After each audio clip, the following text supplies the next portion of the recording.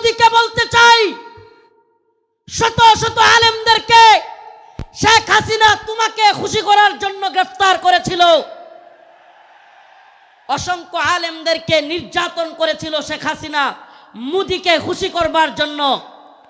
কিন্তু আমরা জানতে চাই, শেষ পর্যন্ত মোদি কি হাসিনাকে টিকায় রাখতে পারছে? ও প্রিয় মুসলিম উম্মাহ, বাংলাদেশের বাইতুল মুকাররমে হেফাজতে ইসলামের আন্দোলনে হাসিনার পুলিশ বুট পয়রা জুতা পয়রা দেশের জাতীয় মসজিদে আলেমদেরকে গুলি করে নাই? ইয়া উম্মতে মুহাম্মদ, ইয়া উম্মতে মুহাম্মদ, আমার নবীকে নিয়ে কটূক্তি করা হবে, আমার নবীকে নিয়ে ব্যঙ্গচিত্র বানানো হবে। আল্লাহর নবীর সাহাবায়ে কেরাম সহ্য করতে পারতেন না। ফরমায়া রাসূলুল্লাহ সাল্লাল্লাহু আলাইহি ওয়াসাল্লাম, ফরমায়া রাসূলুল্লাহ সাল্লাল্লাহু আলাইহি ওয়াসাল্লাম, মান সাব্বা নাবিয়ান ফাকতুলু, আল্লাহর নবীকে নিয়ে যে কটূক্তি করবে, রাসূল সাল্লাল্লাহু আলাইহি ওয়াসাল্লামকে যে গালি দিবে, তার শাস্তি একটাই, সমস্ত ইমাম একমত, আল্লাহর নবীকে নিয়ে কটূক্তিকারীর শাস্তি ওয়াজিবুল কতল, তাকে হত্যা করা হবে, তার কল্লা থেকে গলাকে আলাদা করে দিতে হবে। প্রিয় দিক নির্দেশক বাতিঘর শেখ মহিউদ্দিন স্যার এখন এই মুহূর্তের সম্মানিত আলেম মজলুম মাওলানা রফিকুল ইসলাম মাদানীকে মঞ্চে বসিয়ে তার সম্পর্কে দুই একটি কথা বলবেন। এরপর আমরা একটি তথ্যচিত্র দেখব। সকলে একটু দুরূদ শরীফ পড়ি। আল্লাহুম্মা সাল্লি আলা মুহাম্মাদিন ওয়া আলা আলি মুহাম্মাদ কামা সাল্লাইতা আলা ইব্রাহিম ওয়া আলা আলি ইব্রাহিম ইন্নাকা হামিদুম মাজিদ। আল্লাহুম্মা বারিক আলা মুহাম্মাদিন ওয়া আলা আলি মুহাম্মাদ কামা বারাকতা আলা ইব্রাহিম ওয়া আলা আলি ইব্রাহিম ইন্নাকা হামিদুম মাজিদ। আদ-দ্বীন ফাউন্ডেশন কর্তৃক আয়োজিত আজকের এই ব্যতিক্রমধর্মী ঐতিহাসিক তাফসীরুল কোরআন মাহফিলের সম্মানিত উলামায়ে কেরাম, মুরব্বিয়ান আযম, আমার প্রিয় যুবক ভাইরা, স্নেহের ছোট ভাইরা, পর্দানিশীন শ্রদ্ধেয়া মা ও বোনেরা, আল্লাহ রব্বুল আলামিনের দরবারে অসংখ্য অগণিত শুকরিয়া যে মহান রব্বুল আলামিন আপনাকে আমাকে কোরআন সুন্নাহ এর কিছু কথা বলবার এবং শুনবার জন্য এত সুন্দর একটা ব্যবস্থাপনা করে দিয়েছেন। সেজন্য প্রথমেই রব্বে কাবার দরবারে শুকরিয়া আদায় করে স্বতঃস্ফূর্ত আওয়াজ করে বলি আলহামদুলিল্লাহ।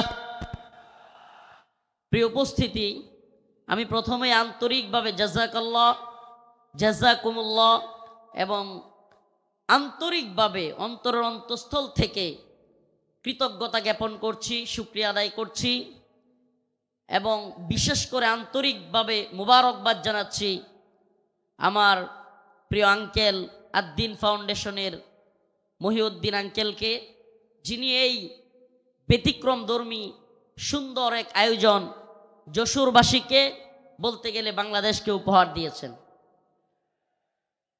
প্রিয় যশোরবাসী, আসলে আমি কি বলবো, আমি আমার নিজের ডকুমেন্টারি এখানে দেখে আমার আব্বার কথা মনে পড়ে যায়। আমার বাবা চলে গিয়েছেন দীর্ঘ অনেক দিন আগে, আমি যখন হেফজখানায় পড়ি।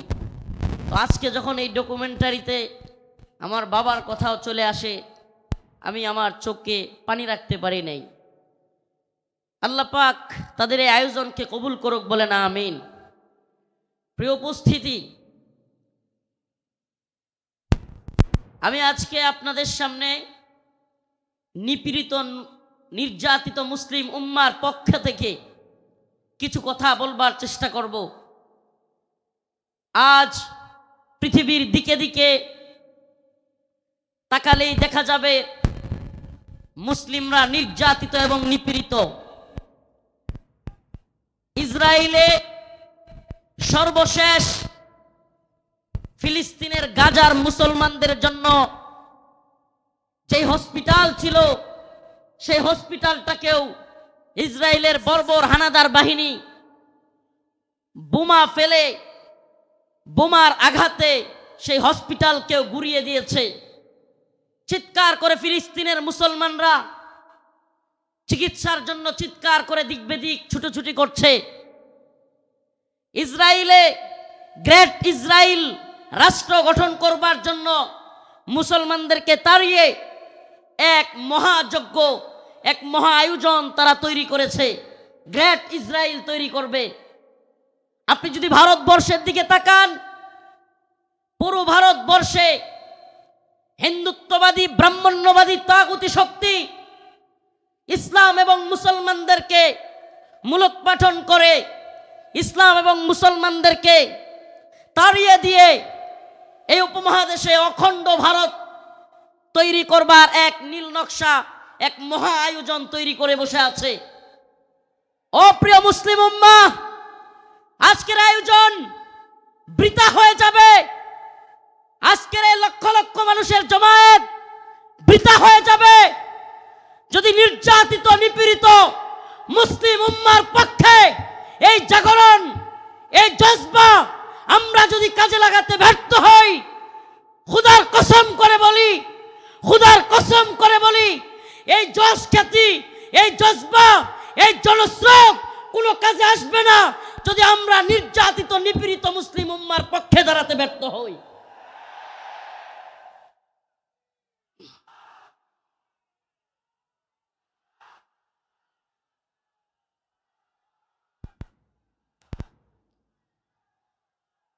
আজ পৃথিবীর দিকে দিকে মুসলমানদের যে চিৎকার, মুসলমানদের যে হাহাকার, মুসলমানদের যে আর্তনাদ, সেটাই যেন কোরআনের সূরাতুন নিসার ৭৫ নম্বর আয়াতে আল্লাহ পাক ফুটিয়ে তুলেছেন। আল্লাহ পাক পৃথিবীবাসীকে জানিয়ে দিচ্ছেন, ওয়ামা লাকুম লা তুকাতিলুনা ফি সাবিলিল্লাহ, ওয়ামা লাকুম লা তুকাতিলুনা ফি সাবিলিল্লাহ ওয়াল মুস্তাদাফিনা মিনার রিজাল ওয়ান নিসাই ওয়াল উইলদানিল্লাযীনা ইয়াকুলুনা রব্বানা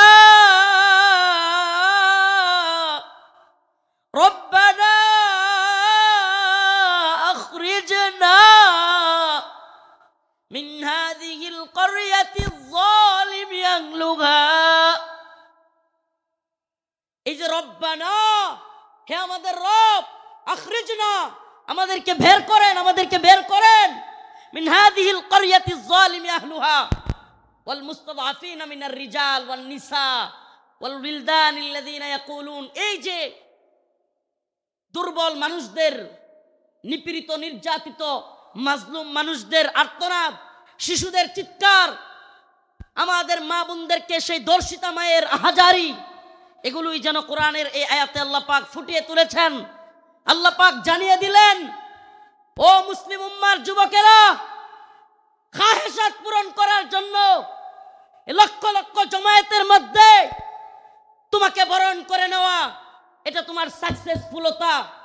কিন্তু মনে রাখবা, এই বরণ করে নেওয়া, এই হাজারো লক্ষ জনতা কিংবা এই স্রোত, এই ফ্যান্টাসি, এই সব কিছু যদি তুমি নির্যাতিত নিপীড়িত উম্মার পক্ষে কাজ করতে না পারো, কোনো লাভ হবে না, কোনো ফায়দা হবে না। আমরা যতক্ষণ পর্যন্ত নির্যাতিত নিপীড়িত মুসলমানদের পাশে দাঁড়াতে পারবো, আল্লাহ পাকের ঘোষণা, ইন্নামাল মুমিনুনা ইখওয়া, মুমিন মুমিনের ভাই, মুমিন মুমিনের ভাই। বড় আফসোস লাগে, কষ্ট লাগে, আমরা কিভাবে দাঁড়াতে পারবো অনেকে বুঝি না। অনেকে বলি, হুজুর আমরা সেই ফিলিস্তিনিদের পক্ষে কিভাবে দাঁড়াবো, আমরা কাশ্মীরিদের পক্ষে কিভাবে দাঁড়াবো। আমি বলি, দাঁড়ানোর অন্যতম মাধ্যম হলো ইসরায়েলি পণ্য বয়কট করুন। মানসিকভাবে অন্তর থেকে কষ্ট লাগে, এদের একটু লজ্জা হওয়া উচিত। এজন্য আজকের যেহেতু সুযোগ পেয়েছি, আর দিনের পক্ষ থেকে এই কথাটা বলার পরে আশা করি এদের কিছুটা হলেও লজ্জা হইতে পারে। এরা কারা? ঢাকার শাহজালাল আন্তর্জাতিক বিমানবন্দর, এটাতে আপনি একটা বোতল পানি কিনে পাবেন না ইসরায়েলি পণ্য ছাড়া। এই নির্লজ্জরা, আমি কতদিন বলেছি, ইকুয়েফিনা কিংবা কিনলে ছাড়া তাদের কাছে কোনো পানি নাই। আমাদের জানতে মনে চায়, আমাদের বাংলাদেশি পণ্য ব্যবহার করতে তোদের এত জ্বলে কেন? ইকুইফিনা কিংবা কিনলের চাইতে অনেক ভালো মানের পানি হলো মাম। আজকে মাম পানি এয়ারপোর্টে রাখা যায় না। আজকেও আমি হাবেশ শাহ হুজুর, নাজমুস সাকিব সাহেব, আমরা শেষ পর্যন্ত সাধারণ ট্যাপ থেকে পানি খাইছি। কথাগুলো কেন বললাম? নির্যাতিত নিপীড়িত মুসলিম উম্মার পক্ষে আমরা দাঁড়াতে পারবো যখন আমি অন্তর থেকে সেই ব্যথাটা অনুভব করব যে আমার মুসলিম ভাই আঘাতপ্রাপ্ত হচ্ছে, আমার মুসলিম বোনকে ধর্ষিতা করা হচ্ছে। সেই ব্যথাটা যখন আমার অন্তরে থাকবে, কিভাবে তাদের পাশে দাঁড়াতে হবে সেটা অন্তর থেকেই আপনার মনই সায় দিবে যে এটা করলেই আমি নির্যাতিত নিপীড়িত ভূখণ্ডের প্রতি আমার সহমর্মিতা জানানো হবে। লজ্জা হওয়া উচিত এই এয়ারপোর্ট কর্তৃপক্ষের। আমি আজকের এই যশোর আদ্দিনের প্রোগ্রাম থেকে জানাতে চাই, অনেক দিন বলার পরেও এরা এই ইসরায়েলি পণ্য চেঞ্জ করতেছে না। এমনকি এয়ারপোর্টে এত বড় বড় আলেম ওলামারা আসেন, এখানে একটু পানি খাওয়ার ব্যবস্থা নাই যেটা ইসরায়েলি পণ্য ছাড়া। আল্লাহ পাক এদেরকে হেদায়েত দান করুক, বলে না আমিন, বলে না আমিন। প্রিয় ভাইরা আমার, বন্ধুগণ আমার, এই ইসরায়েলি পণ্যের টাকাটা দিয়েই আপনার আমার মুসলিম ভাইয়ের, মুসলিম সন্তানের গায়ে গুলি করতেছে কিংবা বোমা ফেলতেছে, এই ইসরায়েলি টাকাটা দিয়ে, এই ইসরায়েলি কোম্পানিগুলো। অতএব আমাদের কি এই পণ্যগুলো বয়কট করা দরকার না? কথা বলেন, দরকার না? মনে রাখবেন, আমরা প্রয়োজনে কষ্ট করব, ট্যাপের পানি খাবো, তবুও ইসরায়েলি পানি খাবো না। আমরা প্রয়োজনে ট্যাপের পানি খাবো, আমরা প্রয়োজনে মিনারেল ওয়াটার যদি না পাই, প্রয়োজনে আমরা ট্যাপের পানি, নরমাল পানি খাবো, তবুও ইসরায়েলি পানি ব্যবহার করব। এটা একটা উদাহরণ দেওয়ার জন্য বললাম। কিন্তু এমন অনেক সিস্টেম আছে ও ভাই, তাহাজ্জুদের সময় নামাজের পরে নির্যাতিত নিপীড়িত উম্মার জন্য, মাজলুমদের জন্য দোয়া করা।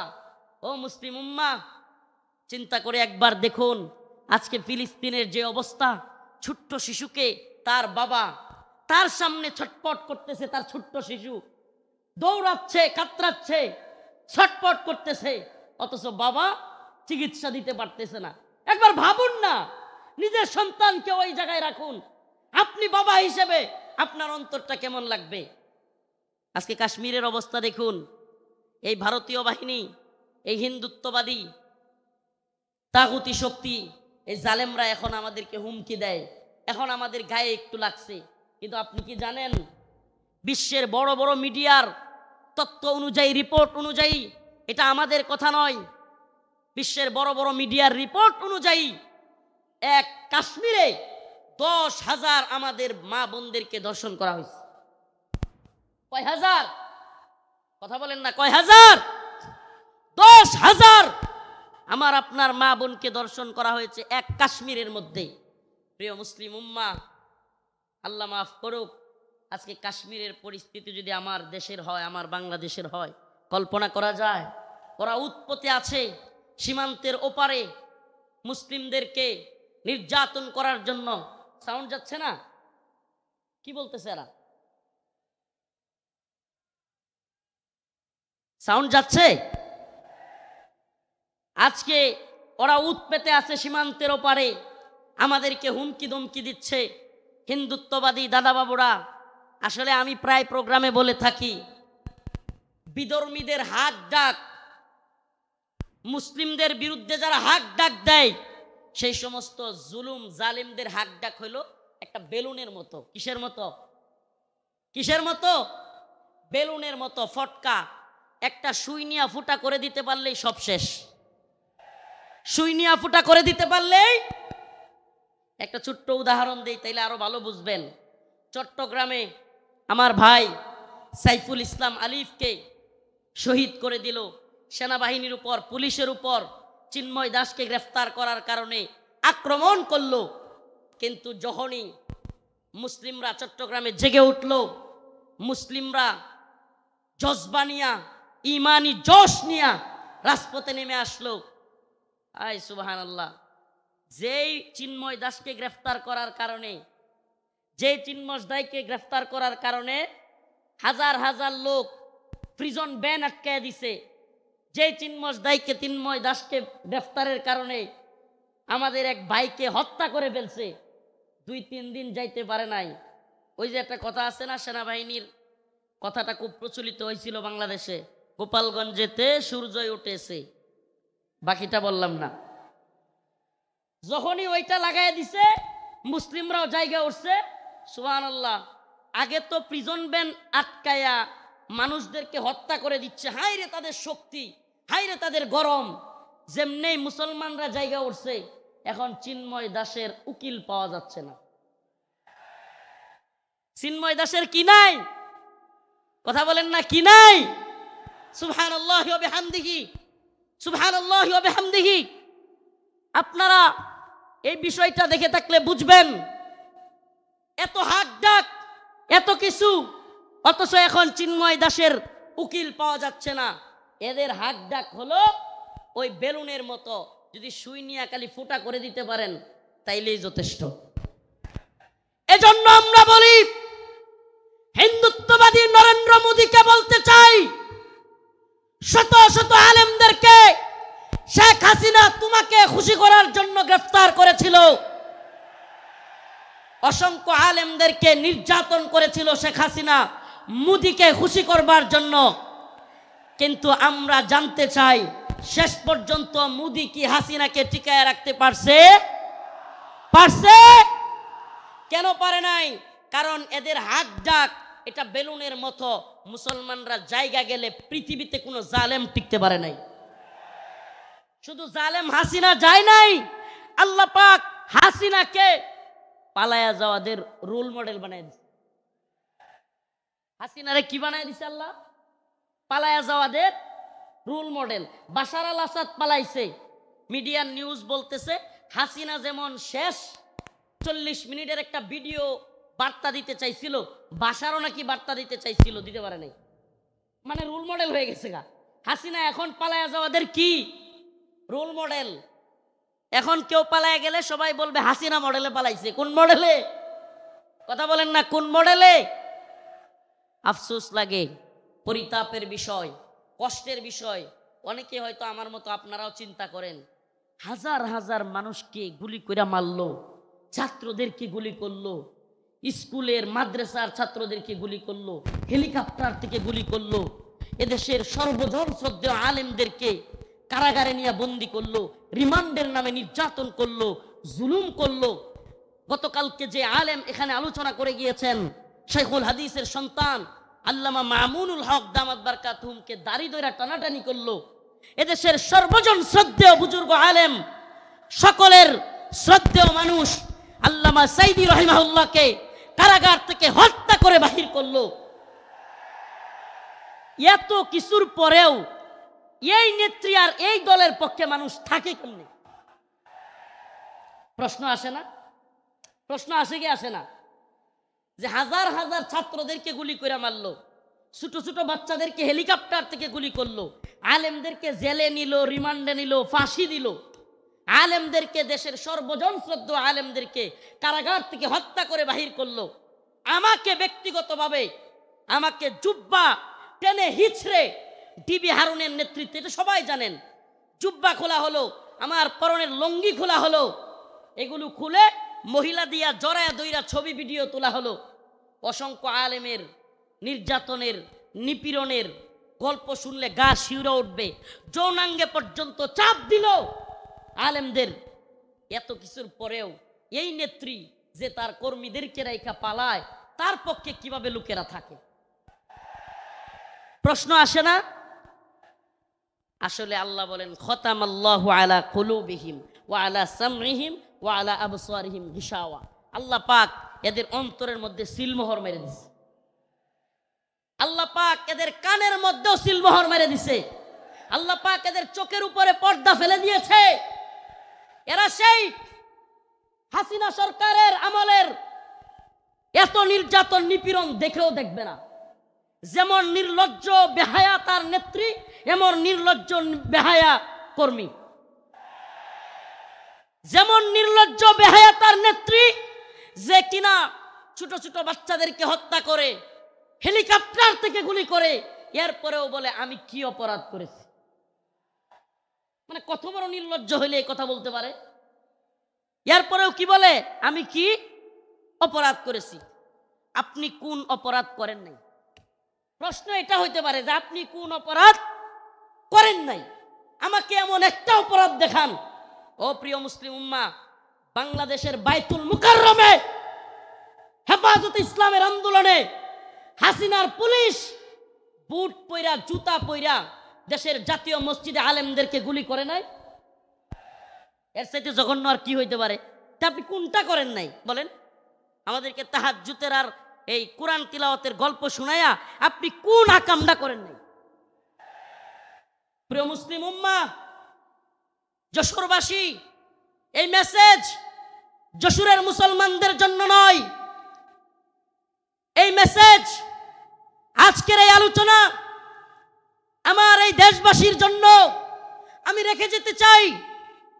আমি আমার কথাগুলো সকলের কানে পৌঁছে দিতে চাই। ও প্রিয় উম্মাহ, প্রিয় জাতি, আমরা চেয়েছি আমাদের অন্তর থেকে আমাদের ছাত্ররা, আমাদের শিক্ষকরা, আমাদের কলামিস্ট, বুদ্ধিজীবী, মুফতি, বক্তা, ছাত্র, সকল শ্রেণী পেশার মানুষ আমরা চেয়েছি আল্লাহ পাক হাসিনাকে এই ভূখণ্ড থেকে, আমাদের উপর থেকে, জুলুম থেকে বাঁচাক। আল্লাহ পাক আমাদেরকে বাঁচাইছেন কি বাঁচান নাই? তার মানে আমরা মন থেকে সম্মিলিতভাবে চাইলে পাওয়া যায়। পাওয়া যায় কি যায় না? বলেন, পাওয়া যায় কি যায় না? ইন্নাল্লাহা লা ইউগাইয়িরু মা বিকওমিন হাত্তা ইউগাইয়িরু মা বিআনফুসিহিম। আল্লাহ পাক ততক্ষণ পর্যন্ত কোনো জাতিকে পরিবর্তন করেন না যতক্ষণ না সে জাতি নিজেরা পরিবর্তন চায় এবং পরিবর্তন হয়। সুবহানাল্লাহ। তো আমরা পরিবর্তন চেয়েছিলাম, পেয়েছি। পাইছি কি পাই নাই? এখন আমাদের আরেকটা পরিবর্তন দরকার। আমাদের মূল বিজয় সেটা। এ বিজয় আমাদের মূল বিজয় না। এ বিজয় যদি আমাদের মূল বিজয় হইতো তাইলে আমরা আল্লাহর নবীরে কেউ কটূক্তি করলে, গালি দিলে আমরা এই রায় পাইতাম যে তার শাস্তি হবে মৃত্যুদণ্ড। তার শাস্তি কি? এই ব্যাপারে ইমামগণ একমত। আল্লাহর নবীকে নিয়ে কেউ কটূক্তি করলে, ব্যঙ্গচিত্র করলে তার শাস্তি মৃত্যুদণ্ড। প্রিয় ভাইরা আমার, বন্ধুগণ আমার, আল্লাহর নবীকে সাহাবাই কেরাম কেমন ভালোবাসতেন, আল্লাহর নবী সাল্লাল্লাহু আলাইহি ওয়াসাল্লামকে তার সাহাবীরা কেমন ভালোবাসতেন। কাব বিন আশরাফ নামে ইহুদিদের এক নেতা ছিল। নাম কি? কাব বিন আশরাফ, এক ইহুদি নেতা। এত দেহ ছিল, অনেক বড় সড়ো ছিল দেহ, বিশাল দেহের আকৃতির লোক ছিল কাব বিন আশরাফ। বদর যুদ্ধে যখন মুসলমানরা বিজয়ী হয়েছে, কাব বিন আশরাফ কষ্টে তার অন্তর জ্বলে গেছে।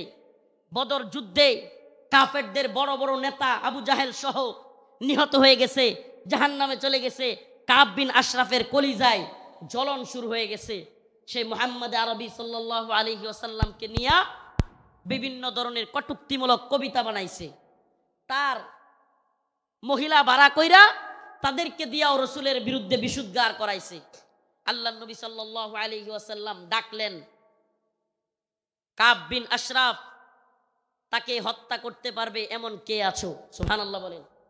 রাসূল সাল্লাল্লাহু আলাইহি ওয়াসাল্লাম নিজে ডাকলেন, হে আমার সাহাবারা, তোমাদের মধ্যে কে আছে কাব বিন আশরাফকে হত্যা করবে? অথচ আমার নবীর ব্যাপারে অনেকে বলে, রাসূল সাল্লাল্লাহু আলাইহি সাল্লামকে কি বলে, যে রাসূল সাল্লাল্লাহু আলাইহি সাল্লাম এক গালে মারলে আরেক গাল পাইতা দিতেন। ছোটবেলায় এগুলো শুনতাম, নাউজুবিল্লাহ। রসুলের এক গালে মারবে আর সাহাবাই কেরাম বসে বসে দেখবে। ইসলাম সন্ন্যাসী মার্কা ধর্ম না। ইসলাম সন্ন্যাসী মার্কা, সন্ন্যাসীগিরি, গান্ধীগিরি ইসলামে চলে না। ইসলামের বাণী একবারে সুস্পষ্ট, ফায়াকতুলুনা ওয়া ইউকতালুন, হয় মরো নাইলে মারো। দিনের প্রয়োজনে মারতে হবে, মরতে হবে। মায়ের খাওয়াও সুন্নত, দেওয়াও সুন্নত। আমরা যদি খালি মায়ের খাইতাম, হাসিনার পতন হইতো। মাঝে মাঝে পিটানো দেওয়া লাগছে, কথা কয় না? যারা জালেমের পক্ষ নিবে, একটা কথা মনে রাখবেন, মুসলমান ইমানদার, সম্ভবত হযরত আলী রাদিয়াল্লাহু আনহুর কথা এটা, জালেমদের প্রতি সহানুভূতি দেখানো মাজলুমদের সাথে গাদ্দারি। আবারও বলছি, জালেমদের প্রতি উদারতা দেখানো মাজলুমদের সাথে গাদ্দারি। মাজলুমদের সাথে গাদ্দারি করা যাবে? কাব বিন আশরাফ আল্লাহর নবীর নিয়ে কটূক্তি করে। রাসূল সাল্লাল্লাহু আলাইহি ওয়াসাল্লাম বললেন, তোমাদের মধ্যে কে আছে যে কাব বিন আশরাফকে হত্যা করবে। আল্লাহর নবীর এক সাহাবী মুহাম্মদ বিন মাসলামা দাঁড়ায় গেলেন, ইয়া রাসূলুল্লাহ আতুহিব্বু আন তাকতুলাহু, ইয়া রাসূলুল্লাহ আপনি কি চান আমি তাকে হত্যা করি? রাসূল বললেন অবশ্যই হ্যাঁ। মুহাম্মদ বিন মাসলামা বললেন ইয়া রাসূলুল্লাহ আমাকে অনুমতি দেন, আমি একটু তার সাথে গল্প করব, বানায় সিনায়া গল্প করব আর কি, তার একটু খুশি করব। ইয়া রাসূলুল্লাহ আমার অনুমতি দেন। আল্লাহর নবী বললেন অনুমতি দিলাম। রাসূলুল্লাহ সাল্লাল্লাহু আলাইহি ওয়াসাল্লামের অনুমতি পেয়ে মুহাম্মদ বিন মাসলামা রাদিয়াল্লাহু আনহু কাব বিন আশরাফের কাছে গেলেন। কাব বিন আশরাফের কাছে গিয়ে আল্লাহর নবীকে নিয়ে যেহেতু বলে আসছেন একটু গল্প করবেন বানায়া সিনায়া, যুদ্ধ মানেই ধোঁকা। আপনি সব কিছু যুদ্ধের ময়দানে শত্রুর বিরুদ্ধে সব কথা বলে দিয়ে আপনি পারবেন না। যুদ্ধ মানেই ধোঁকা, মাঝে মাঝে ধোঁকা দিতে হয়। তো কাব বিন আশরাফরে গিয়া বললেন আমরা তো মুহাম্মদ রে নিয়া খালি জাকাত চায়, খালি জাকাত দিতে হয়, সদকা দিতে হয়, বিপদে আসি মুহাম্মদ রে নিয়া। নাউজুবিল্লাহ সাল্লাল্লাহু আলাইহি ওয়াসাল্লাম। রাসূল সাল্লাল্লাহু আলাইহি সাল্লামের ব্যাপারে কাব বিন আশরাফকে খুশি করার জন্য কাব খুব খুশি হয়ে গেল। আগেই কিন্তু অনুমতি নিয়ে আইছেন, আগেই অনুমতি নিয়েই আসছেন। আল্লাহর নবীর ব্যাপারে বললেন কাব বিন আশরাফকে আমরা তো মুহাম্মদ রে নিয়া বিপদে আছি সাল্লাল্লাহু আলাইহি ওয়াসাল্লাম। কি সদাকা জাকাত দিতে দিতে আমরা শেষ হয়ে যাচ্ছি। কাব কয় কে আগেই কইছিলাম না? খুব খুশি হয়েছে, আগেই তো কইছিলাম। এবার মুহাম্মদ বিন মাসলামা বললেন তোমার কাছে কিছু কর্জা চাই। কি চাই? কর্জা চাই, আমাদেরকে কিছু খাদ্য দাও। কাব বিন আশরাফ বলল দিতে পারি, কিন্তু কিছু বন্ধক রাখতে হবে। আল্লাহর নবীর সাহাবী মুহাম্মদ বিন মাসলামা রাদিয়াল্লাহু আনহু আল্লাহর নবীকে বলে এসেছেন ও পয়গম্বর, ও আমার প্রিয় হাবিব, আমি অবশ্যই অবশ্যই কাব বিন আশরাফকে কতল করব, তবে আমাকে অনুমতি দেন আমি যেন কাব বিন আশরাফের সাথে খুশ গল্প করতে পারি। আল্লাহর নবী বললেন অনুমতি দেয়া হলো। কাব বিন আশরাফকে মুহাম্মদ বিন মাসলামা রাদিয়াল্লাহু আনহু বললেন মুহাম্মদ তিনি তো আমাদের কাছ থেকে বেশি বেশি সাদাকা আর যাকাত নিচ্ছেন, এমত অবস্থায় আমরা তো ফতুর হয়ে যাচ্ছি, কি করা? কাব খুব খুশি হয়ে গেল। কাব বলল আগেই তোমাদেরকে বলেছিলাম মুহাম্মদের পিছনে থাকবা না। এবার কাব বিন আশরাফের কাছে মুহাম্মদ বিন মাসলামা কিছু চাইলেন। সে বলল দিতে পারি, শর্ত হলো কিছু বন্ধক রাখতে হবে। দিতে পারি, তবে শর্ত হলো কিছু বন্ধক রাখতে হবে। মুহাম্মদ বিন মাসলামা রাদিয়াল্লাহু আনহু বললেন ঠিক আছে, কি বন্ধক চাও? কাব বিন আশরাফ বলল তোমার বউরে বন্ধক দাও। নাউজুবিল্লাহ। এটার বডি ছিল অনেক লম্বা উঁচা, বিরাট সাইজের মানুষ। মুহাম্মদ বিন মাসলামা রাদিয়াল্লাহু আনহু বললেন না, তোমার কাছে আমার বউ দেওয়া যাবে না। এবার মুহাম্মদ বিন মাসলামা রাদিয়াল্লাহু আনহু বললেন দিতে পারি, আমার ডাল তলোয়ার এই তরবারিগুলো তোমার কাছে দিতে পারি। এগুলো বন্ধক রাখলেন। বন্ধক রাখার পর কাব বিন আশরাফকে মুহাম্মদ বিন মাসলামা রাদিয়াল্লাহু আনহু বললেন আমি আমার আরো দুইজন সহযোগীকে নিয়ে আসি, তুমি যেই খাদ্য দিবে, তুমি যেই খাবার দিবে, ওই খাবার জিনিসগুলো নেওয়ার জন্য লোক লাগবে। আসলে কি কাব বিন আশরাফের যেই সাইজ, ওরে যদি ধরতে হয়, সাইজ করতে হয়, একা একা পারবেন না, এই জন্য আরো দুইজনকে আনতে গেছেন। সুবহানাল্লাহ। এবার উনি দুইজনকে নিয়ে আসলেন। আসার পরে কাব বিন আশরাফকে বললেন কাব তোমার মাথার মধ্যে কি সুগন্ধি ব্যবহার করো, এত সুন্দর গ্রাম তোমার মাথা থেকে আসতেছে। এটা আরেকটা পাম, এটা আরেকটা কি পাম। আগে দিছে কি, আরে মুহাম্মদের যাকাত দিতে দিতে আমরা শেষ, এতে করে সে খুশি হয়েছে। আগেই কইছিলাম না মুহাম্মদের পিছনে থাইকো না। নাউজুবিল্লাহ।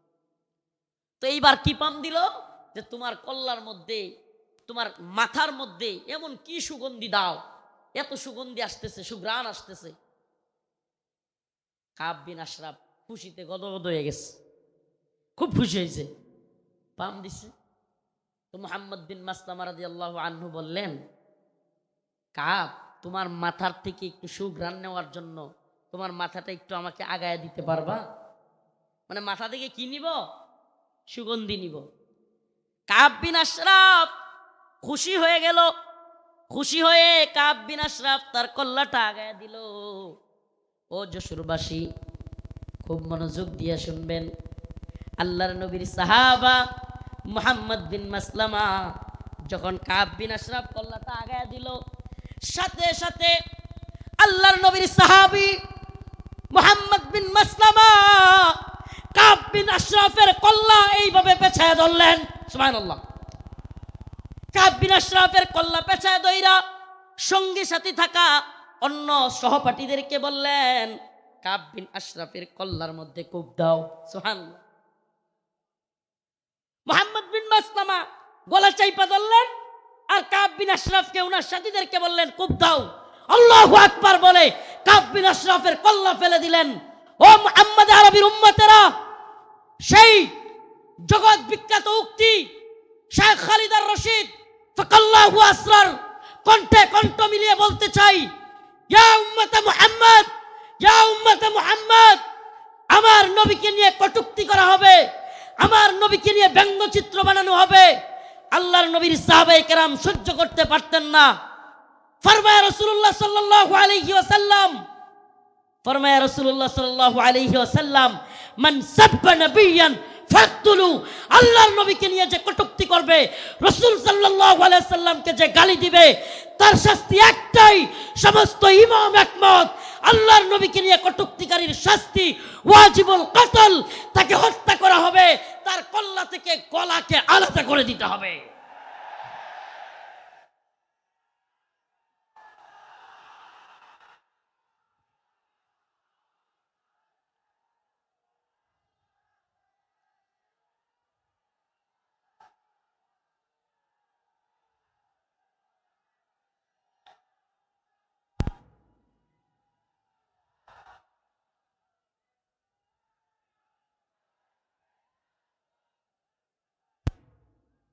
হে প্রিয় জাতি, হে প্রিয় মুসলিম উম্মাহ, তোমাদের এই জাগরণ প্রমাণ করে দিয়েছে, 2024-এর 5ই আগস্ট প্রমাণ করে দিয়েছে, যৌবন যার যুদ্ধে যাবার সময় তার। যুবকরা দেখিয়ে দিয়েছে হাসিনার লাফালাফি আর কাদেরের পালাবো না। কোথায় কাকা? পালাবো না কোথায়? এত দাম্ভিকতা, এত অহংকার ভালো না। এত দাম্ভিকতা, এত অহংকার ভালো না। মনে রাখবা, ফেরাউন নমরুদি আল্লাহর কাছে কোনো টাইম ছিল না, আর উবাইদুল কাদের আর হাসিনা।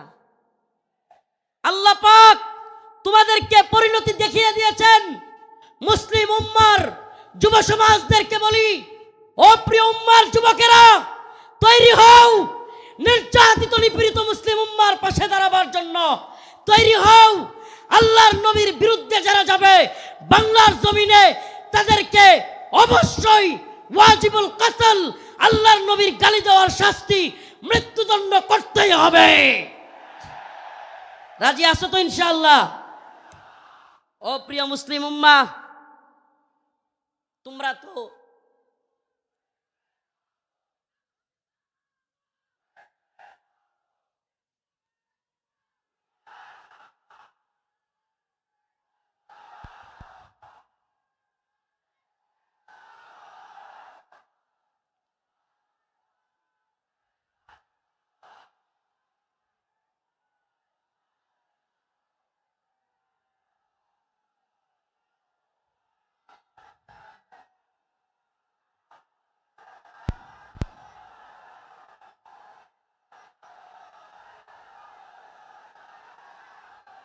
হে প্রিয় মুসলিম উম্মার যুবকেরা, তোমাদের এই দ্বীনি আবেগ, এই দ্বীনি জজবাকে যদি সত্যি বলি, ওয়াল্লাহি বিল্লাহি তাল্লাহি কসম আল্লাহর, এই জজবাকে যদি আমরা কোরআনের পক্ষে কাজে লাগাইতে পারি, তাহলে আর কোনো নতুন সরকার নয়, এই ভূখণ্ডে আমরা কোরআনী শাসন চালু করতে পারবো।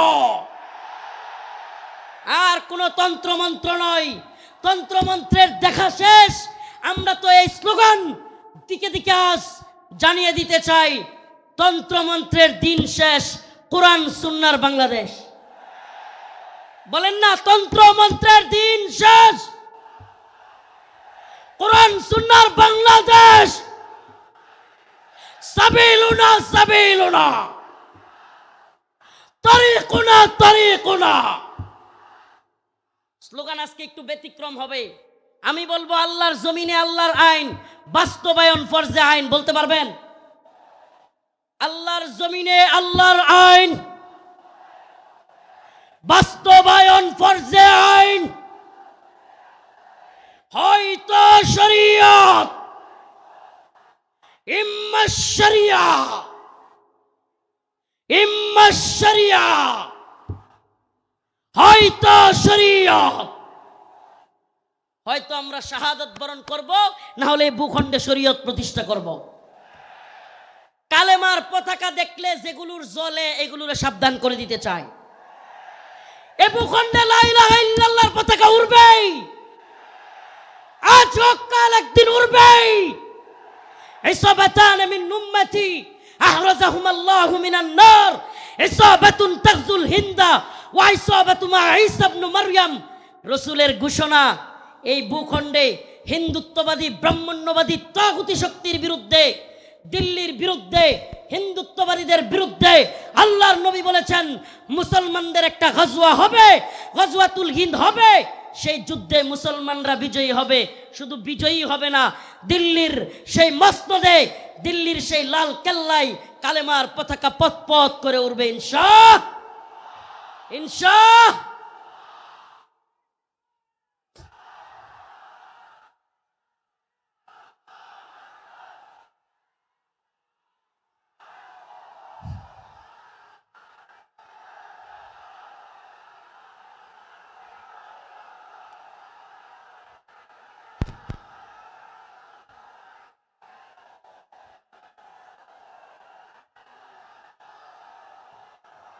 হে প্রিয় মুসলিম উম্মার যুব সন্তানেরা, তৈরি হও, তৈরি হও।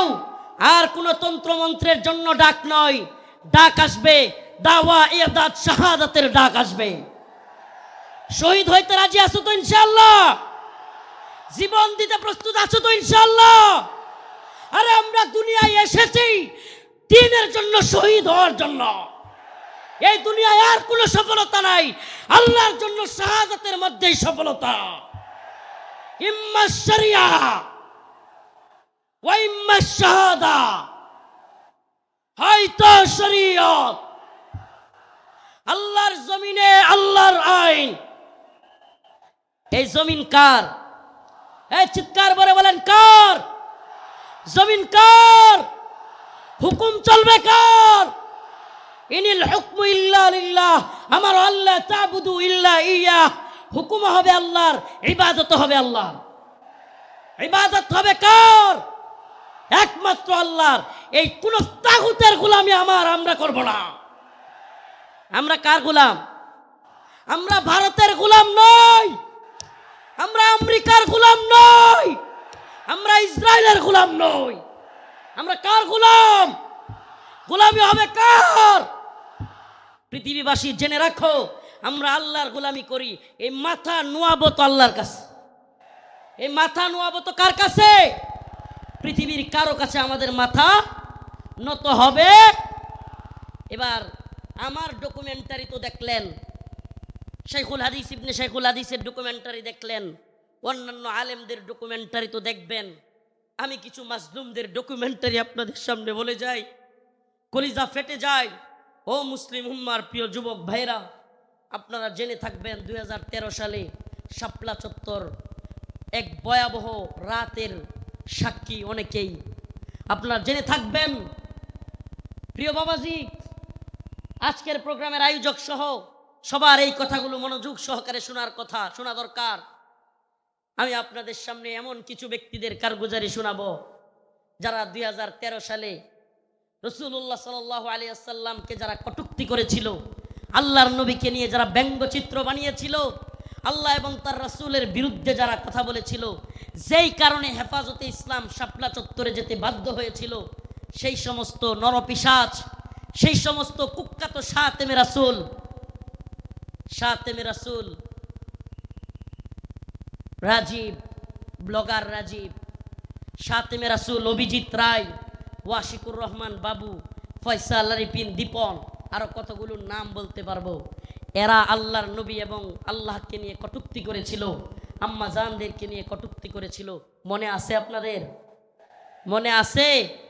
2013 সালে ব্লগার রাজীব, অভিজিৎ রায়, ফয়সাল আরিফিন দীপন, ওয়াশিকুর রহমান বাবু, ব্লগার নাজিমউদ্দিন সামাদ, আরো অনেকগুলো কুখ্যাত শাতেমে রাসূল আল্লাহর নবীকে নিয়ে কটূক্তি করেছিল। ও প্রিয় মুসলিম উম্মার যুবকেরা, আজকের এই ঐতিহাসিক প্রোগ্রামে আমি যদি সেই মাজলুম ভাইদের কথা না বলি, আমি তাদের সাথে কারাগারে ছিলাম।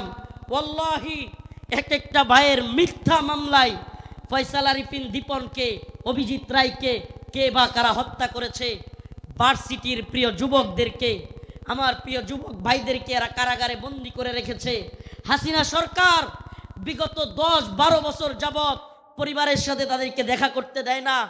আমি প্রায়ই কোর্টে গেলে তাদের সাথে দেখা হইতো। আমাদের সেই ভাই আরাফাত, সেই ভাই সাইমুম, সেই ভাই আব্দুস সবুর, বিভিন্ন ভাইদেরকে আমরা দেখে আসছি যারা কিনা এক একজন 2টা-3টা করে ফাঁসির রায় নিয়ে কারাগারে পড়ে আছে। কি এদের অপরাধ? আমাদের ভাই ফারাবি, কি এদের অপরাধ? ফারাবির অপরাধ, আরাফাত ভাইয়ের অপরাধ, সাইমুম ভাইয়ের, আব্দুস সবুর ভাই, এই ভাইদের অপরাধ আল্লাহর নবীকে নিয়ে কটূক্তিকারীদের বিরুদ্ধে তারা ফেসবুকে বা বিভিন্ন মাধ্যমে লেখালেখি করেছিল। আল্লাহর নবীকে যারা কটূক্তি করেছে তাদের বিরুদ্ধে লেখালেখির কারণে, ও প্রিয় যশোরবাসী, ও প্রিয় আদ-দ্বীনের প্রোগ্রামে থাকা যুবকেরা, অন্তত তোমাদের সেই যুবকদের জন্য কিছু করা দরকার। আজকের এই আদ-দ্বীনের প্রোগ্রামে আমি সেই ভাইদেরকে স্মরণ করি। ওয়াল্লাহি কসম করে বলি, আমি যখন দেখতাম 2টা-3টা ফাঁসি নিয়েও এরা দিব্যি হাসতেছে, তখন আর নিজের মনের মধ্যে কিছুই মনে হইতো না। আরে আমি আর কি, আমার তো আর ফাঁসির রায় হয় নাই, আমার তো ফাঁসির রায় হয় নাই। 2টা-3টা ফাঁসির রায় নিয়ে হাসতেছে, দিব্যি চলতেছে, এদের মনের মধ্যে কোনো কষ্ট নাই। এই যুবকেরা দীর্ঘদিন যাবৎ কারাগারে পড়ে আছে। ও প্রিয় মুসলিম উম্মার যুবকেরা, ও নেতারা, ও বক্তা মুফতি শাইখুল হাদিসরা, আল্লাহর নবীর পক্ষে কথা বলতে গিয়া দীর্ঘদিন যাবৎ তাদেরকে জঙ্গি ট্যাগ দিয়া আজকে কারাগারে বন্দি করে রেখেছে হাসিনা সরকার। এখনো এই ভাইগুলো মুক্তি পাচ্ছে না। ও প্রিয় মুসলিম উম্মার যুবকেরা, আমি জানতে চাই, এরা যদি আমাদের কাউকে জঙ্গি ট্যাগ দিয়া দেয়, এরা যদি আমাদের কাউকে মৌলবাদী ট্যাগ দিয়া দেয়, এরা যদি আমাদের কাউকে রাজাকার বলে ট্যাগ দিয়া দেয়, তাহলে কি আমরা তাদেরকে ভুলে যাব? আমার কথা বুঝতেছেন? জালেমদের একটা কূট কৌশল হলো আলেমদের নামে ট্যাগ দেওয়া, নেম কিলিং, এটাকে বলে নেম কিলিং, ট্যাগ দেওয়া। আল্লামা সাঈদী রাহিমাহুল্লাহকে কষ্ট নিয়ে বলতে হচ্ছে, যখন তিনি জীবিত আমাদের অনেক আলেম ওনাকে নিয়ে কথা বলার সাহস করে নাই, ওনার পক্ষে কথা বলে নাই। কেন বলে নাই? কারণ ওনাকে রাজাকারের মামলা দেওয়া হয়েছে। এখন আমরা যদি ওনার পক্ষে কথা বলি, তাইলে আমাদেরকেও না জানি রাজাকারের মামলা দিয়ে দেয়। আল্লামা জসিমউদ্দিন রহমানী দামাত বারকাতুহুম, হুজুর কারাগারে থাকতেও ওনাকে নিয়েও অনেকে কথা বলে নাই। কেন? কারণ ওনার পক্ষে কথা বললে জঙ্গিবাদী মামলা দিয়ে দিবে।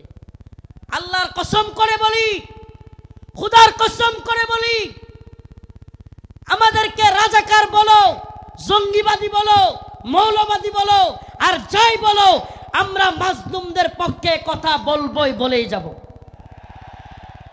রাজি আছেন তো ইনশাআল্লাহ? আল্লামা সাঈদী রাহিমাহুল্লাহ চলে গিয়েছেন, জসিমউদ্দিন রহমানী হাফিজাহুল্লাহ বের হয়ে গিয়েছেন, কিন্তু ও আদ-দ্বীনের মুসলমানেরা, আজকের এই যশোরের লাখো জনতা, প্রিয় উম্মা, আজকের এই মিডিয়ার মাধ্যমে, সবকিছুর মাধ্যমে আমি জানাতে চাই, আমার ভাইরা আল্লাহর নবীর পক্ষে লেখালেখি করতে গিয়া যারা মামলা খেয়েছে, ফাঁসির রায় লেগে গেছে, আমরা কি তাদের মুক্তি চাই? মুক্তি চাই। আমার ভাইদেরকে 2-3টা করে ফাঁসির রায় দিয়ে বন্দি করে রেখেছে হাসিনা। হাসিনার কাজই ছিল বিভিন্ন জঙ্গি নাটক সাজায়া আলেমদেরকে, তরুণ তরুণ যুবকদেরকে যারা দিনকে ভালোবাসে, টাকনুর উপর কাপড় পরে, এদেরকে ইন্ডিয়ার কথায় রয়ের প্ল্যানে মুসলিম উম্মার যুবকদেরকে, দিন যারা ভালোবাসে তাদেরকে গ্রেফতার করা, তাদেরকে জঙ্গি বলা, মৌলবাদী বলা, এটা একটা ট্রেন্ড ছিল। এটা তাদের একটা ট্যাগ মিশন ছিল, মিশন, তাদের একটা মিশন। এই মিশন আমরা পা দিতে পারি না। আমরা আমাদের ভাইয়ের মুক্তি চাইবই, ঠিক আছে তো ইনশাআল্লাহ? সবাই মুক্তি চান তো ইনশাআল্লাহ? আমার প্রিয় ভাইদের মুক্তির ব্যবস্থা করা হোক, দ্রুত মুক্তি দেয়া হোক। যদি তারা মুক্তি না পায়, খোদার কসম করে বলি, এত বড় বড় বক্তা, এত যশ খ্যাতি মূল্যহীন, মূল্যহীন, মূল্যহীন। আমরা যদি মাজলুমদের পাশেই দাঁড়াতে না পারি। আজকের আলোচনার বিষয় এটাই, ওমা লাকুম লা তুকাতিলুনা ফি সাবিলিল্লাহ ওয়াল মুস্তাদাফিনা মিনার রিজাল ওয়ান নিসাই ওয়াল উইলদানিল্লাযীনা يقولون ربنا أخرجنا من هذه القرية الظالم أهلها واجعل لنا من لدنك وليا واجعل لنا من لدنك نصيرا الله رب العالمين বলেন, وما لكم لا تقاتلون في سبيل الله, তোমাদের কি হয়ে গেল? তোমরা আল্লাহর পথে কিতাল করতেছো না, যুদ্ধ করতেছো না। জিহাদ বললে অনেকে অপব্যাখ্যা করে, নফসের জিহাদ, এটা সেইটা অনেক অপব্যাখ্যা করে। কারণ কি? কারণ আল্লাহ বলছেন কুতিবা আলাইকুমুল কিতাল ওয়া হুয়া কুরহুল লাকুম। কারণ আল্লাহ পাক জানতেন জিহাদের ব্যাপারে অনেকের অ্যালার্জি থাকবে, অনেকে অপছন্দ করবে। আমাকে বলেন, আল্লাহ পাক যখন কোরআনে কারীম নাজিল করেছেন, আল্লাহর রাসূল কি জিহাদকে অপছন্দ করতেন? হ্যাঁ, সাহাবায়ে কেরাম অপছন্দ করতেন। তাহলে এই আয়াত কাদের জন্য? কুতিবা আলাইকুমুল কিতাল ওয়া হুয়া কুরহুল লাকুম, এই আয়াত কাদের জন্য? আল্লাহ পাক জিহাদকে, যুদ্ধকে ফরজ করেছেন দ্বীনের জন্য, অথচ তোমরা তা অপছন্দ করো। আল্লাহ বলছেন তোমাদের অনেক জিনিস আছে অপছন্দ, কিন্তু হুয়া খায়রুল লাকুম, সেটার মধ্যে কল্যাণ আছে। আমার তো মনে হয় আল্লাহ পাক, আমার মনে হয় না, এটাই তাফসীর, এটাই ব্যাখ্যা, যে আল্লাহ পাক সেই সমস্ত লোকদেরকে উদ্দেশ্য করে বলেছেন যারা জিহাদকে অপছন্দ করবে। সাহাবায়ে কেরাম জিহাদকে অপছন্দ করতেন না, আল্লাহর নবী আল্লাহর দ্বীনের পক্ষে জিহাদকে অপছন্দ করতেন না। যারা অপছন্দ করে তাদের জন্য এই কথা। অথচ দিকে দিকে মাজলুম, ওমা লাকুম লা তুকাতিলুনা ফি সাবিলিল্লাহ, তোমাদের কি হয়ে গেল? তোমরা আল্লাহর পথে যুদ্ধ করতেছো না। ওয়াল মুস্তাদাফিনা মিনার রিজাল ওয়ান নিসাই ওয়াল বিলদান, দুর্বল নারীরা, দুর্বল বাচ্চারা চিৎকার করে করে বলতেছে, ইয়াকুলুনা রব্বানা আখরিজনা, আয় আল্লাহ আপনি আমাদেরকে বের করেন, মিন হাদিহিল ক্বরিয়াতিজ যালিমি আহলুহা, এই ভূখণ্ডের মানুষরা বড় জালেম, ওয়াজআল লানা মিন লাদুনকা ওয়ালিয়া, আপনি আমাদের জন্য অভিভাবক পাঠান, ওয়াজআল লানা মিন লাদুনকা নাসীরা, আপনি আমাদের জন্য সাহায্যকারী পাঠান। মাজলুমদের সাহায্যকারী হইতে রাজি আছি তো ইনশাআল্লাহ? মাজলুমদের সাহায্যকারী হইতে রাজি আছি তো ইনশাআল্লাহ? তাইলে আজকে থেকে ইসরায়েলি পণ্য বয়কট, রাজি আছেন তো ইনশাআল্লাহ? আজকে থেকে যে সমস্ত মাজলুমরা রসুলের পক্ষে লিখতে গিয়ে, বলতে গিয়ে, আমার ভাই ফারাবি, আমার ভাই আরাফাত, সাইমুম, আমি আমার ভাই বলতেছি, পারলে আমারে মামলা দিয়ে দে, আমার যায় আসে না। তাদের সাথে আমারে মামলা দিয়ে দিলে আমার যায় আসে না, এরা আমাদের ভাই। আমরা অনেকেই সেই গাজী ইলমুদ্দিনের গল্প বলি, ভারতে রঙ্গিলা রাসূল বই লিখেছিল, নাউজুবিল্লাহ, সেই গল্প বলতে পছন্দ করি। কিন্তু বাংলাদেশের গাজী ইলমুদ্দিনরা 2-3টা করে ফাঁসির রায় নিয়ে কারাগারে পড়ে আছে, সেই খবর আমরা কেউ রাখি না। প্রিয় ভাইরা আমার, বন্ধুগণ আমার, মাজলুম উম্মার পক্ষে দাঁড়াতে হবে। আজকের আমার আলোচনার মূল কথা, মাজলুম উম্মার পাশে দাঁড়াতে, মাজলুম উম্মার পাশে দাঁড়াতে। ইন্নামাল মুমিনুনা ইখওয়া, মুমিন মুমিনের ভাই, আমার অন্য মুমিন ভাই কষ্ট পেলে আমার অন্তরে আঘাত আসবে। এদেশের কোনো আলেমকে আল্লাহ না করুক জাতীয় আন্তর্জাতিক চক্রান্তের কারণে নতুন করে কেউ যদি, কোনো জালেম যদি এদেশের কোনো আলেমকে আবারও জুলুম করতে চায়, আবারও যদি শেখুল হাদিস আল্লামা মামুন, সজাগ থাকা খুব জরুরি।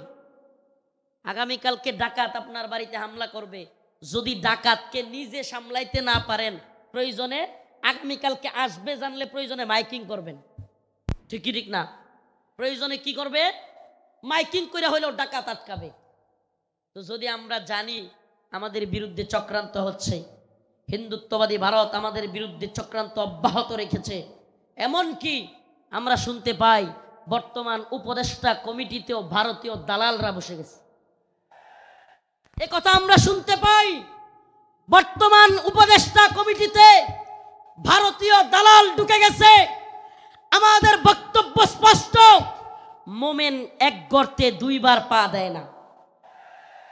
মোমেন এক গর্তে দুইবার পা।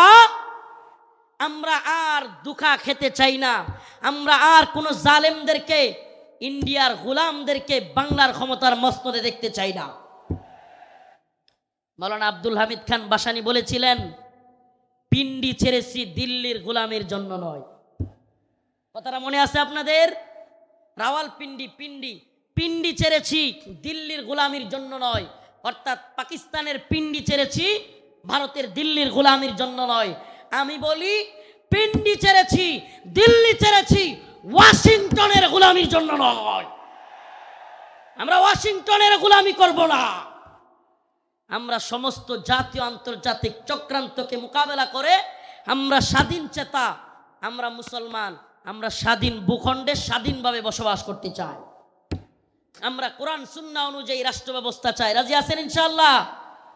ওয়ালাউ আন্না আহলাল কুরা আমানু ওয়াত্তাকাউ লাফাতাহনা আলাইহিম বারাকাতিম মিনাস সামাই ওয়াল আরদ। সুবহানাল্লাহ। আল্লাহ পাক বলেন, ওয়ালাউ আন্না আহলাল কুরা আমানু ওয়াত্তাকাউ লাফাতাহনা আলাইহিম বারাকাতিম মিনাস সামাই ওয়াল আরদ। আল্লাহ পাক বলেন, যদি জমিনের বাসিন্দারা তাকওয়া অবলম্বন করত এবং আল্লাহর আইন মেনে চলতো, তাহলে আল্লাহ পাক বারাকাতিম মিনাস সামাই ওয়াল আরদ, আসমান এবং জমিনের সমস্ত বারাকা খুলে দিতেন। সুবহানাল্লাহ। আল্লাহ পাক সমস্ত বারাকা খুলে দিতেন। এজন্য আমি স্লোগান ধরেছি, আল্লাহর জমিনে আল্লাহর আইন বাস্তবায়ন ফরজে আইন। এই তন্ত্রমন্ত্রের আইন 5 বছরের জন্য ইসলাম, এটা আমরা চাই না। আমরা চাই আজীবনের জন্য ইসলাম। ইসলাম কি 5 বছরের সীমায় গণ্ডিতে আবদ্ধ? ইসলাম 5 বছরের সীমান্তে আবদ্ধ নয়।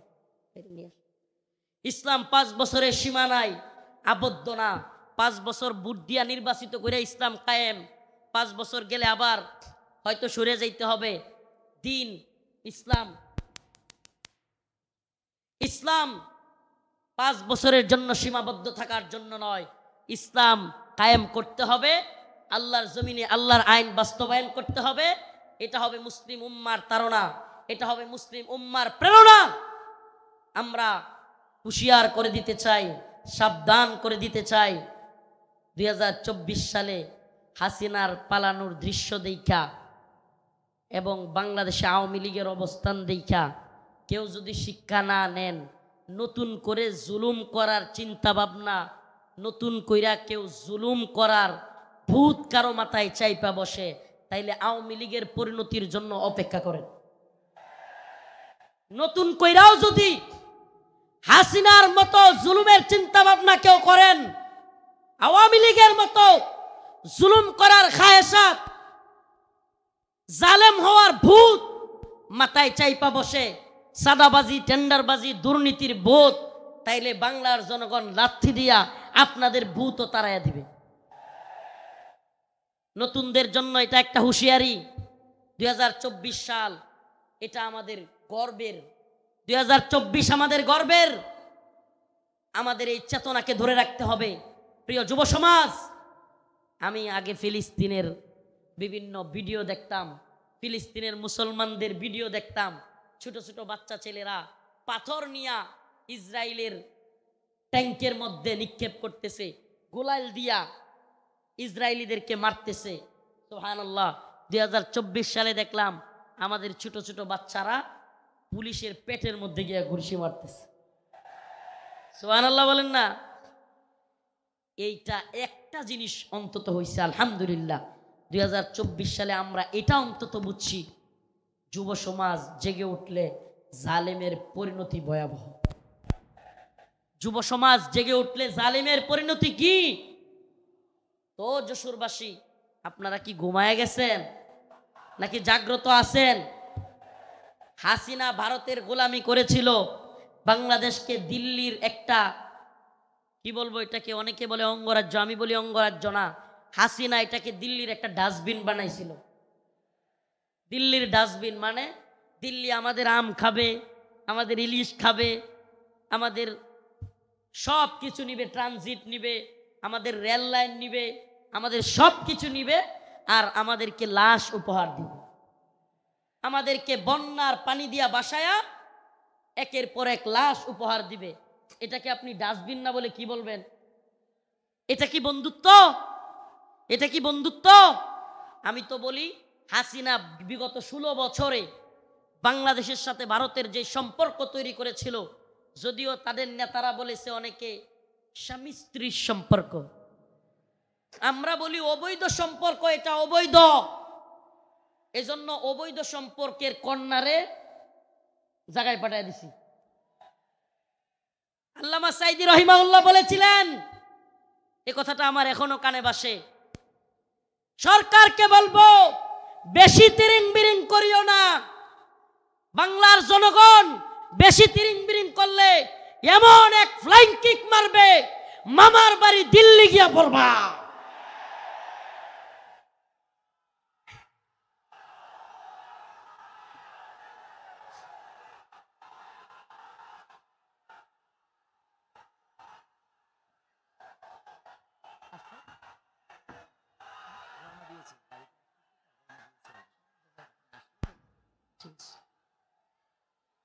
আল্লামা সাইদি রহিমাহুল্লাহ দেখে যাইতে পারেন নাই, কিন্তু আলহামদুলিল্লাহ সাইদি রহিমাহুল্লাহর কথাই বাস্তব হয়েছে। বাংলার জনগণ ফ্লাইং কিক মারছে, রান্না করা খাবার খাওয়ারও সময় নাই। রান্না করা খাবার খাওয়ারও সময় নাই। ও প্রিয় মুসলিম উম্মার যুবকেরা, আজকের এই আদ্দিন ফাউন্ডেশন যশোরের আজকের এই অনুষ্ঠান থেকে আমার আখিরি পয়গাম হবে, ও মুসলিম উম্মার যুবকেরা, আমাদেরকে মৌলবাদী বলা হোক, জঙ্গিবাদী বলা হোক, আমাদেরকে রাজাকার বলা হোক, যে কোনো ট্যাগ আমাদেরকে দেয়া হোক, আমরা দ্বীনের পক্ষে ছিলাম, আছি, থাকব। আল্লাহর জমিনে আল্লাহর আইন বাস্তবায়ন হওয়ার আগ পর্যন্ত আমরা থামব না। আমি তো আশাবাদী এই মুসলিম উম্মার জাগরণ।